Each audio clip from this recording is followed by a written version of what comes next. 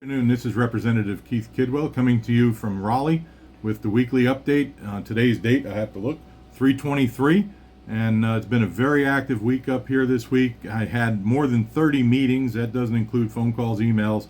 That's actual physical face-to-face meetings or committee meetings, things of that nature. So it's just been crazy. One of the favorite things for me that happened this week is we were actually able to get through the House. I'll call it an anti-CRT bill. So what this bill does, and I'm going to read from the bill, is it says our school systems shall not teach that one race or sex is inherently superior to any other race or sex, that any individual solely by virtue of their race or sex is not inherently racist, sexist, or oppressive. If you'd like to read further on that bill, that is House Bill 187. It is currently on its way to the Senate.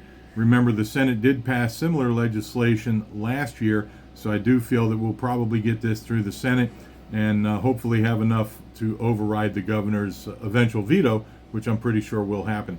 The next bill that I was very proud to say was able to get through the House this week is the North Carolina REACH Act. We've spoken about that previously.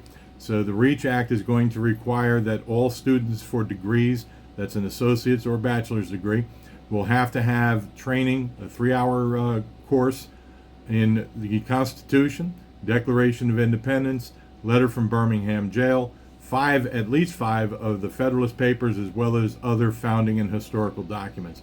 So this is exciting that we're going to have a situation where when our children graduate from college, that they'll have some capacity of understanding of who America is and how she was founded. Our airport project is moving very well. We continue to build the hangars. Matter of fact, we're going to have a grand opening of sorts, a ribbon cutting, Friday, April 7th in the afternoon, where we will ribbon cut for the bringing up of the frames of the first hangars at that airport.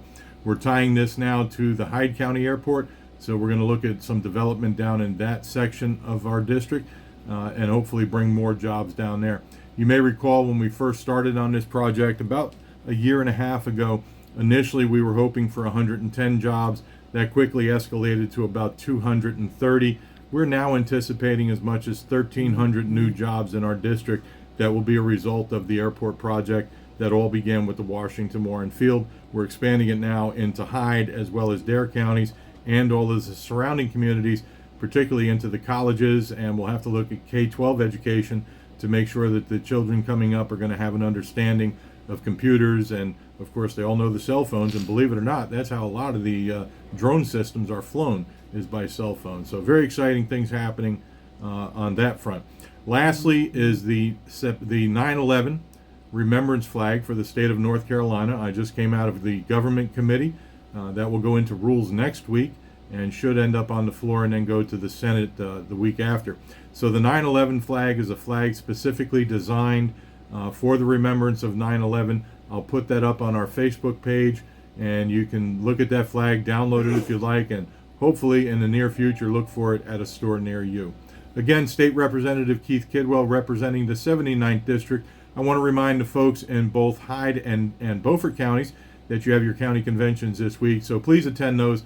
That's where the grassroots begins. Hyde County is in the evening on Friday, and Beaufort County is on Saturday down at Southern Acres. Hope to see you at Beaufort County. I'm not able to make it to Hyde. You all have a good week. We'll talk to you next week. Thank you.